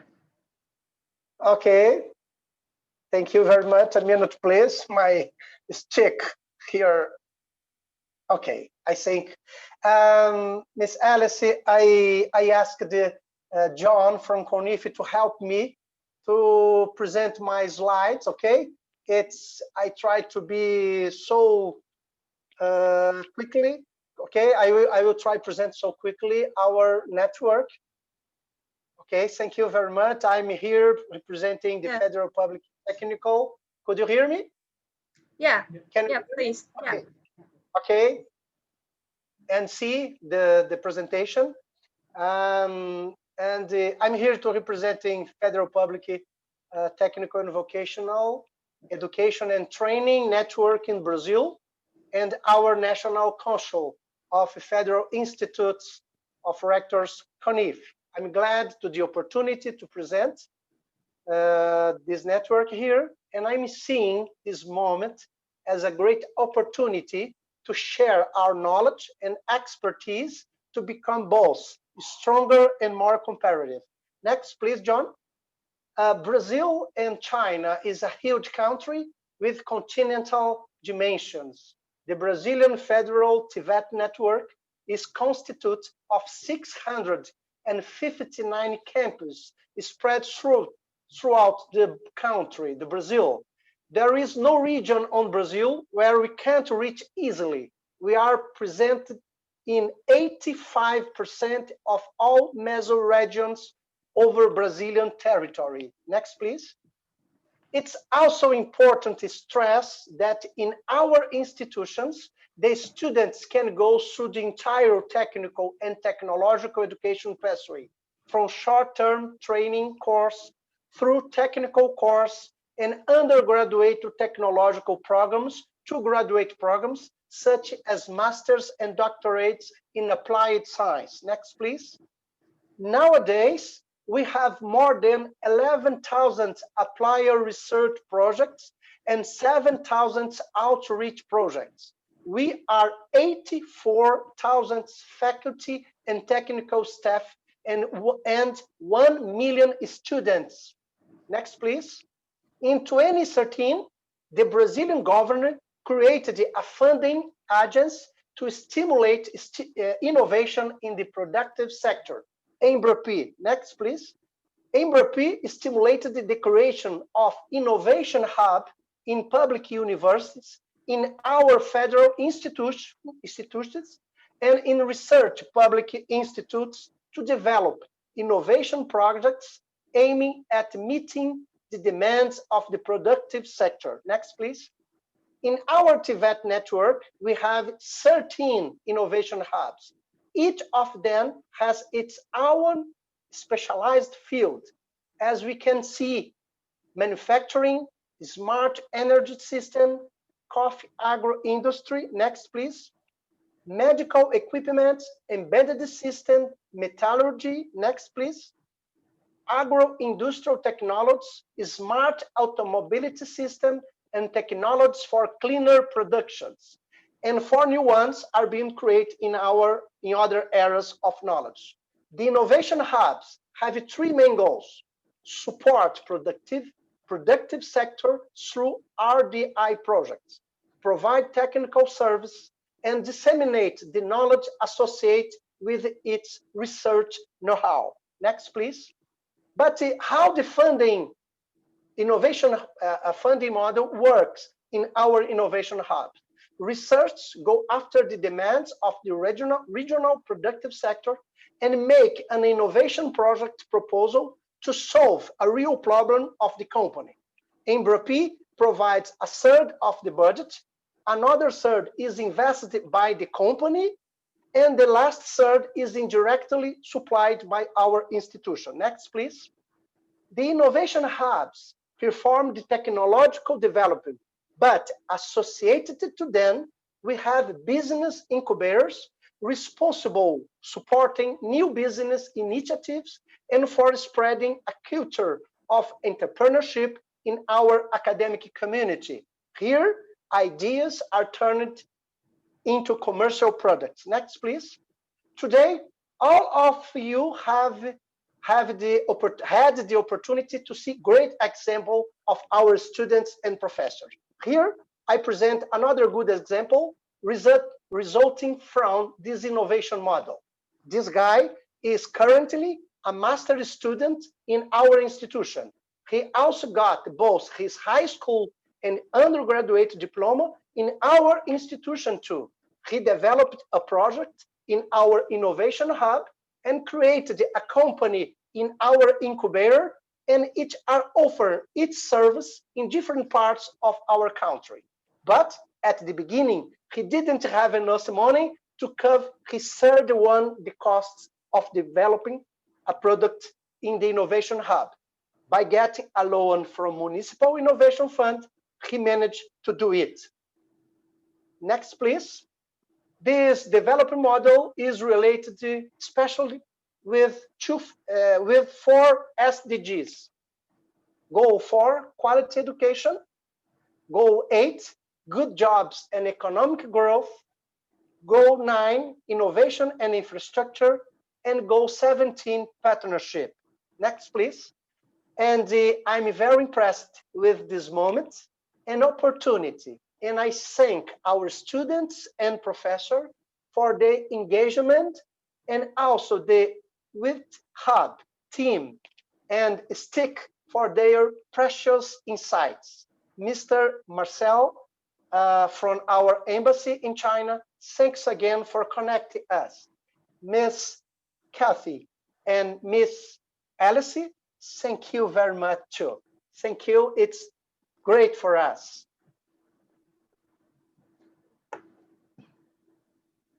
Thanks, Professor Gibson. Thanks for your sharing. And thanks all for all the participants who joined our online demo today. And we really hope you all enjoy it and look forward to seeing you again, seeing your program in future in China market. I think that's the end of our demo day today. Thanks all again. Bye. Bye-bye. Thank you very much. Bye. Bye. Thank you all. Thank you all so much. Bye-bye. Bye.